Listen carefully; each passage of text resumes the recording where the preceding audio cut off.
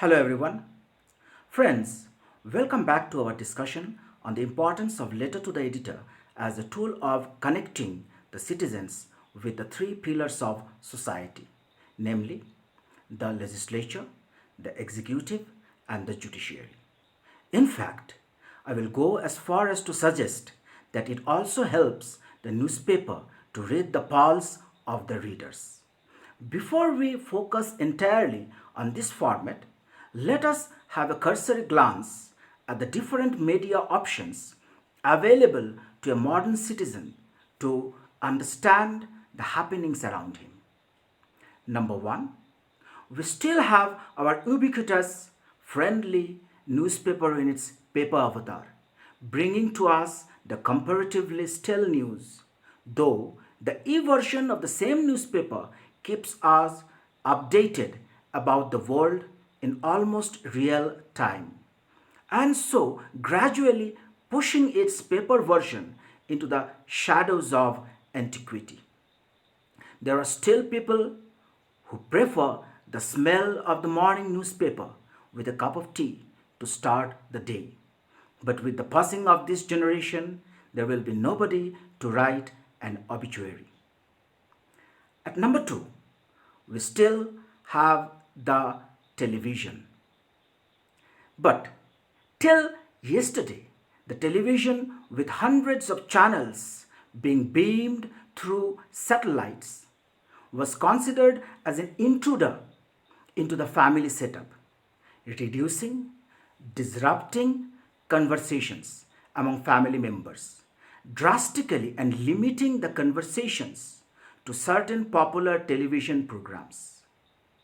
Our students very recently used to be asked to write essays on whether television is a boon or a bane. With the advent of YouTube, Facebook, WhatsApp, and other social media options, media has become personalized.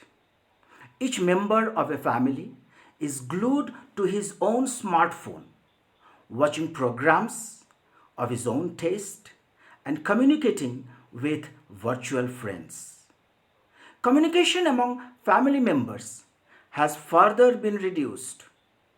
Old timers are often seen pining for the good old days of the television when everyone would sit together to watch a favorite program and have lengthy discussions and, of course, dissections. Today, every individual in a family is an island.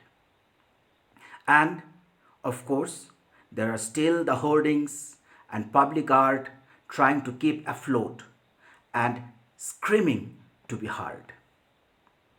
Let us now examine what is the purpose of writing a letter to the editor.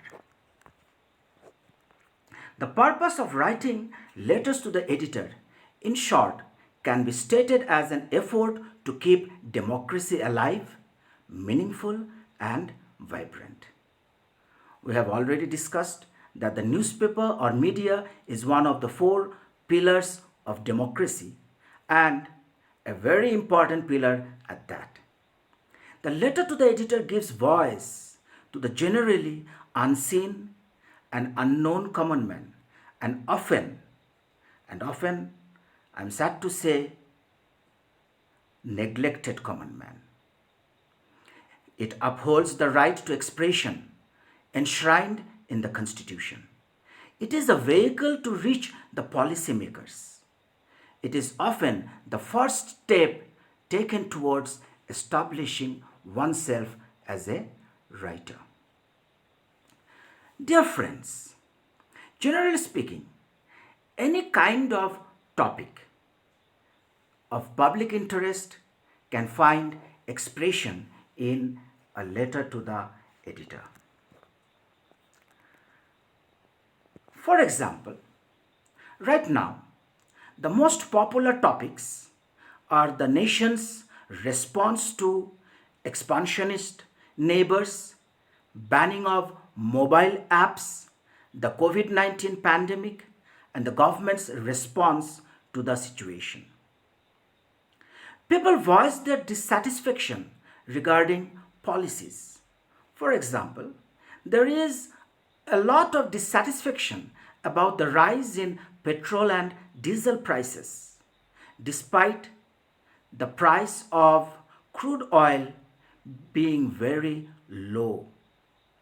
Then there is some unhappiness about the sudden lockdown, which left lakhs of poor laborers stranded far away from their homes and the loss of livelihood for millions. A letter to the editor can also be used to express dissatisfaction regarding the implementation of policies and public welfare schemes. Sometimes people are happy with certain government policies, but not how those policies are implemented at the ground level. There was recently a lot of anger in Assam regarding the alleged siphoning away of grants originally meant for poor farmers by some people close to the ruling dispensation or close to the administration. Then there can be a lot of letters to laud achievements, and offer appreciation for services rendered. The letter to the editor columns recently are adorned with homage paid to the Indian Army, bravehearts for their supreme valor in thwarting the nation's enemies, either protecting the borders or fighting the enemy within, the extremists.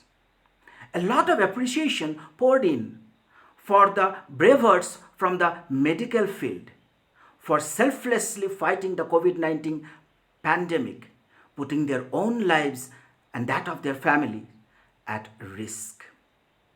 And of course, there have been scores of letters appreciating philanthropists like the Tatas, the Mahindras, the Ambanis, and the Akshay Kumars and the Sonu Soods for the big heart they have displayed to help India's poor in these trying times.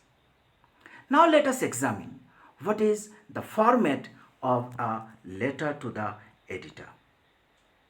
The letter to the editor should have the sender's address.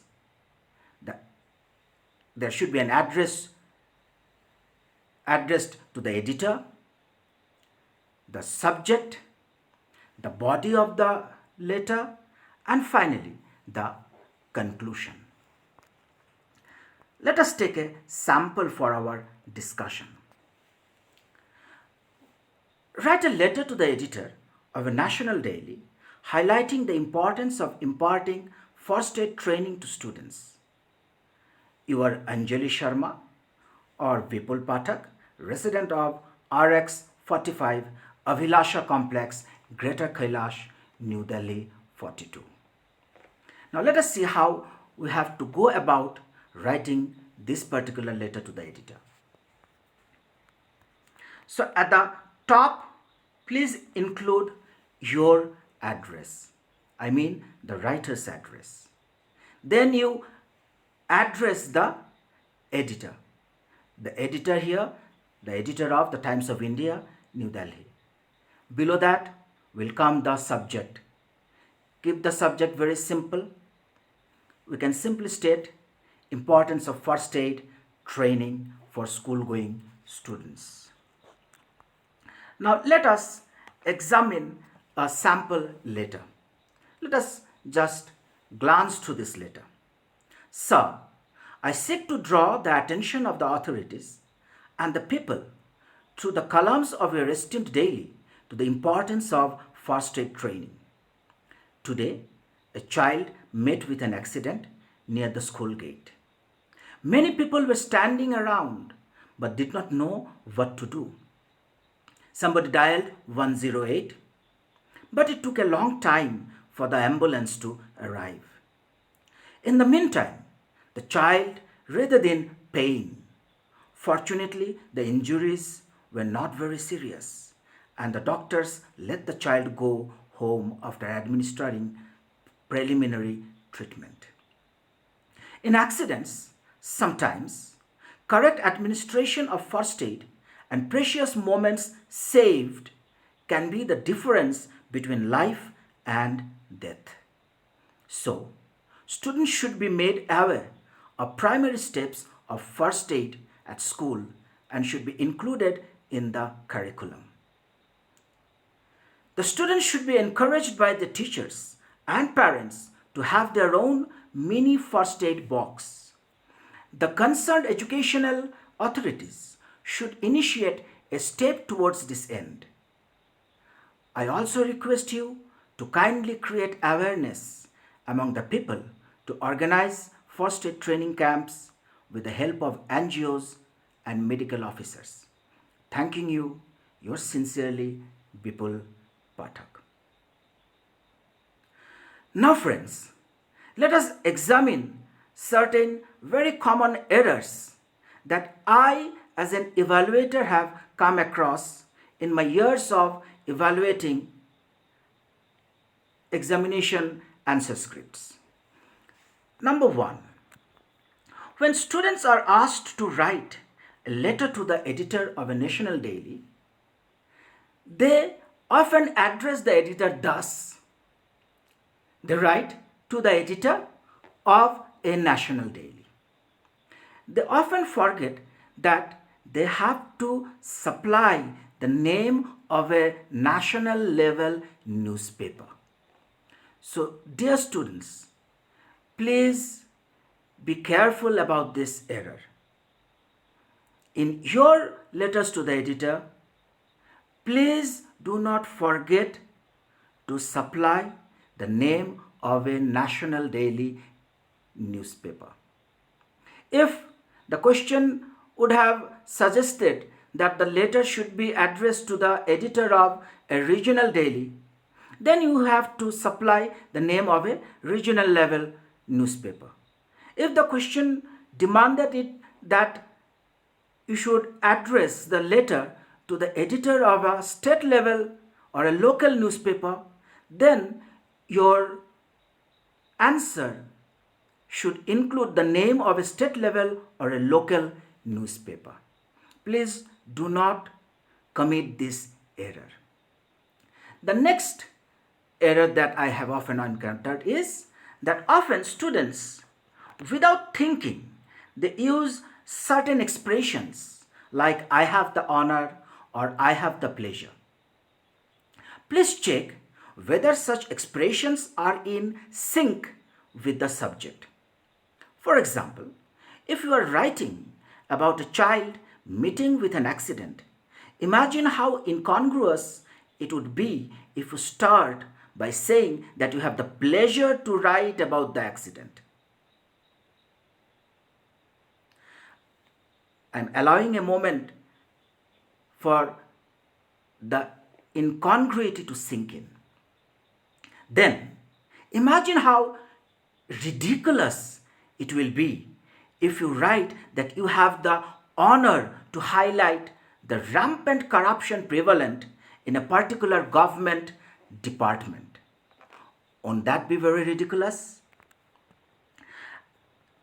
Another common error is students are often found to conclude the letter by requesting the editor to solve a problem. For example, if you are writing a letter expressing your indignation about the deplorable road condition in your locality, please do not ask the editor to solve the problem. Of course, he can't. At best, he can write about it and can start a campaign. The road has to be repaired by the concerned government department.